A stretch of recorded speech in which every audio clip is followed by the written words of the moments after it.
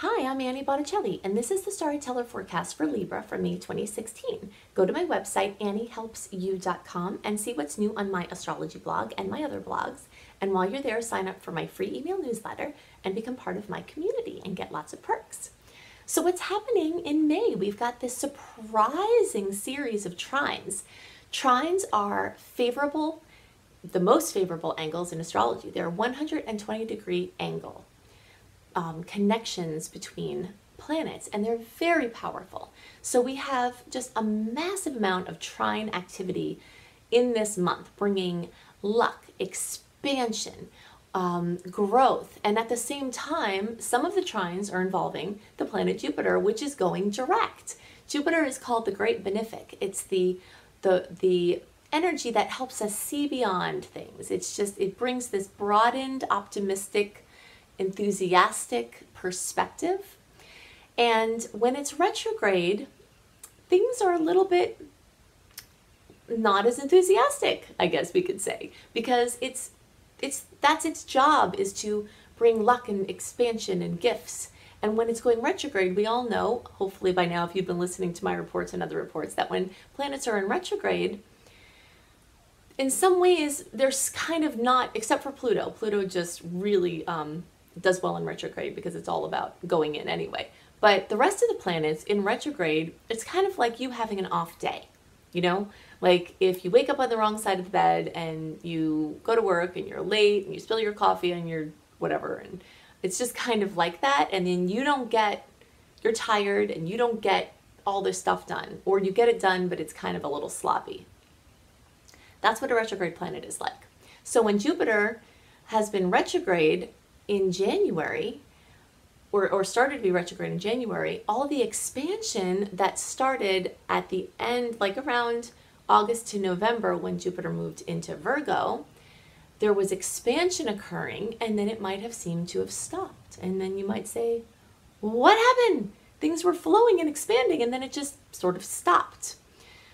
So for you early degree placements, so at the beginning of the sign, like September 23rd through October 2nd, or if you're watching for your rising sign, like 0 degrees through 9 degrees, you all will have had Jupiter in your 12th house.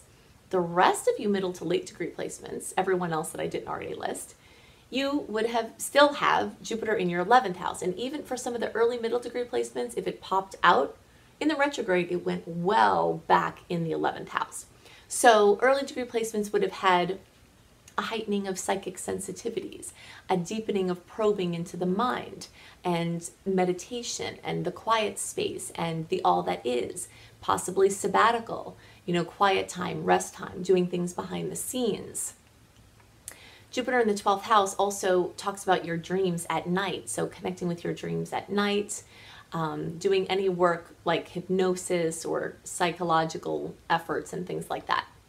The rest of the Libra placements had Jupiter in the 11th house, which rules friends, acquaintances, social settings, social media, groups, teams, organizations, humanitarian efforts.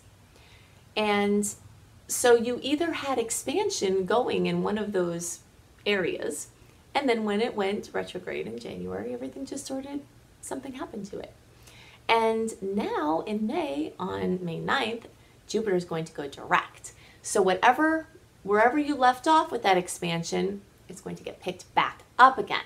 So that's one of the two very, very exciting things about May, that along with all of these trines. So this is a very interesting picture because at the same time, we have Mercury retrograde. Mercury went retrograde April 28th through May 22nd. And of course, there are shadow periods on either end of that. If you're not familiar with Mercury retrograde, definitely watch my video, Mercury retrograde. You can search for it under Annie Botticelli, Mercury retrograde, because Mercury rules communication and transportation on all the devices we use for those things.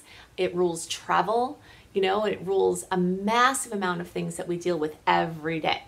And there are a lot of do's and don'ts and things to understand and ways to cover your butt during this transit that I'm not going to cover now, so you want to go back to that video. Also, Mars being in retrograde, April 17th through June 29th. Mars doesn't go retrograde as often as Mercury does. We hear about Mercury being retrograde 3 to 4 times a year. we spend half of our lives in Mercury retrograde. Mars only goes retrograde once every 2-ish years. But when it does, it could be like an 8-month transit between the shadow periods beforehand, the shadow periods afterwards, and the actual transit itself. So Mars rules the oomph, the get up and go. And so you might have noticed as you started getting into March and it was getting closer to where the retrograde was going to occur in April, you might have started to get lazy. Or if you're very determined and things were not going well with what you're trying to push through, you may have started to get frustrated because nothing was going the way you wanted it to. So I definitely recommend that you listen to my Mars retrograde video and also read the Mars retrograde blog on my website, anniehelpsyou.com, because it gives you the information that you need to really maximize this transit. You know, many people watch astrological videos in order to see what's going to happen.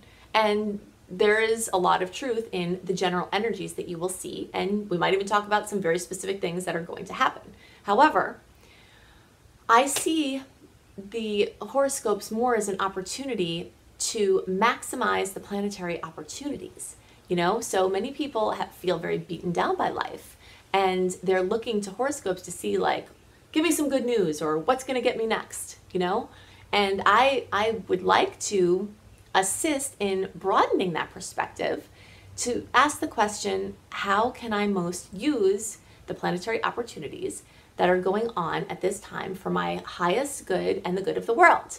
That's the kind of question that I ask, and that's what I'm thinking of when I'm doing the horoscopes. And I encourage you to make the movement from a victim mentality where you feel like, oh, what is this happening to me now? You know, instead of that, you can say, wow, what am I going to do with this massive amount of energy? And it is a massive amount of energy. So Mars is retrograde, Mercury is retrograde, we're still having stories from the eclipses going on in May, and right in the middle of all of it, we have this huge series of 120-degree coherent, harmonious angles. So one way that this could look is that opportunities could come to you from work that you've done in the past. Very often when you have the energy of retrograde, but you have fresh new opportunity energy happening at the same time, it will reward past efforts. It will build upon something you've been doing for a long time. And that's what I see as a very strong possibility. I don't recommend launches or starting new relationships or starting new things during May. I mean, of course, we do something new every day, take a new road, you know, whatever. I'm not talking about those kind of things. I'm talking about things of consequence, you know, if you want them to be long-term. If you want a job for 6 months and you're getting a job in Mars retrograde, great. It's ruling a short-term transit, you know, that's fine. But if you get something new started when you've got this wall of retrogrades, it's very likely not going to have the longevity that you think it is. So knowing that, of course, there'll always be exceptions to that, but knowing that, you want to avoid your launches or you trying to push for something in this time. However, if something comes to you, you can respond to it. So I see this energy like being the spider. I live in a somewhat tropical environment most of the year. And when I went over by my well, there was a massive spider web with a massive spider. It was green and black. And it made me think, you know, I see these things and it makes me think of astrological things that are going on. And I thought, that is exactly what we need to do in May. Weave the web before then, and then sit back and see what comes in. The food comes into the web. The spider doesn't go chasing the food or stressing about anything. It did its work, and now it just waits to see what comes in and then responds to that as appropriate. So if you do have news come in and you have to make decisions, try to at least push off your final decision until after like the 24th or 25th and longer if you can help it, because contracts that come to you, information, offers that come to you, either information is purposely being withheld or you just haven't gotten to that part in the negotiation because you said yes too fast. And this is a common thing that happens. When something comes that you think you've been waiting for, you say yes, yes, yes, yes, yes, you don't even listen to the details. And then you start to, as you get deeper into it, say, oh yeah, maybe I should have asked more questions at the beginning. And this is typical of that. So you really want to make sure that you fully understand, have in writing, you know, have ways to make sure that people will do what they say they're going to do, if possible. They have recourse if they don't, etc. Not that I don't want to cast a shadow on these opportunities, because maybe they'll just come in and be fine and you won't have to deal with any negative things. But the retrograde happening at the same time tells me this story of you don't have all the information yet. So you just want to kind of stretch out your negotiations in a way that won't jeopardize the agreement, but in a way that empowers you to get the information you need before you move forward. July is actually a better time to make an agreement than April, May, or June, because Mars is in retrograde, and then Mercury and its shadow are in between all of there. The short-term placements for Libra, for the early and some middle degrees, so again from September 23rd through October 2nd, or 0 to 9 degrees is early. The middle degrees are October 3rd through October 12th, and then the late degrees are the 13th through the rest of the sign. The middle degrees are like 10 to 19 degrees if you're watching for your ascendant, and then like 20 to 29 degrees if you're watching for your ascendant for late. So early and some middle degrees will have bunches of short-term energy in the 8th house. The rest of you will have bunches of short-term energy in the 7th house. The story for all Libras is partnership. You will have a massive amount of energy, including kisses from these trines, in one of these partnership houses, or for some of you both, so that your chart is lit up with social connections. The earlier placements might have more of like quiet things behind the scenes going on. The rest of you are more likely to have those social connections be out in the public, be out in the general, you know, not behind closed doors kind of thing. So it's important for you to connect with people as you have opportunities to do that, because your blessings for the trines might come in through a close relationship, through someone you know at work, through a friend, through an acquaintance, you know, through someone who's your neighbor or who you see at the coffee shop or whatever. So those are more likely the places that the opportunities will come in, and they will have a lot to do with your relationships and your place in the group, you know, kind of being part of a group, being part of a relationship, being part of a group. Okay, so those are the main things that I wanted to talk about as far as the very active portion of May. There's a longer term story that is going on with the earlier degree placements, where we've got 3 outer planets, or ones that take a while to move around. Chiron, the south node, which is not actually a planet, it's a calculation though, and Neptune. The early degree placements have this strong long-term energy in the 6th house, telling lots of stories for many Libra placements about your health, about your daily routine, about your quality of life, about the things you do every day and whether you love that or if you don't. You know, diagnostics, health diagnostics, enigmatic health conditions, changes to diet, experimentation with different, you know, eating regimens and supplements and things like that. The middle, and that's early and some middle degree placements have this long-term energy there.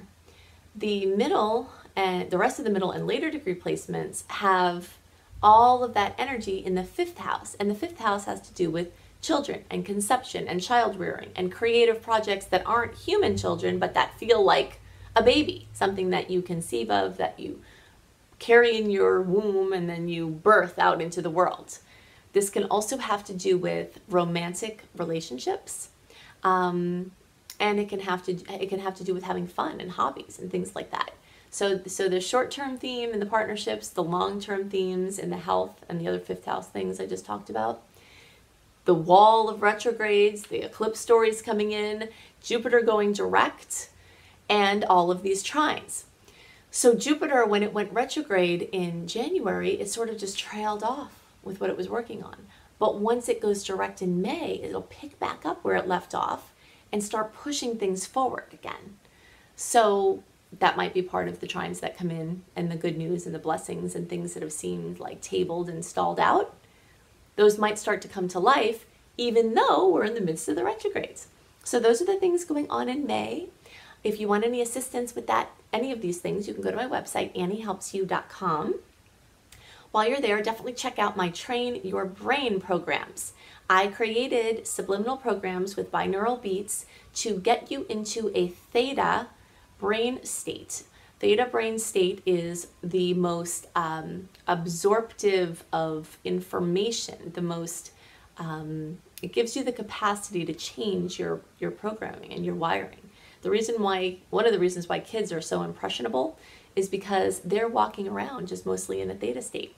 And I saw this recently with an experiment done with a brainwave meter, that kids are just kind of moving around in a theta state. So they're really impressionable. So it's like they're getting subliminals whispered to them all the time. So if you get yourself back into a subliminal theta state, you can undo a lot of programs that are keeping you trapped in certain patterns.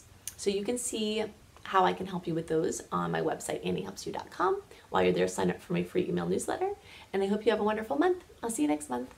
Bye.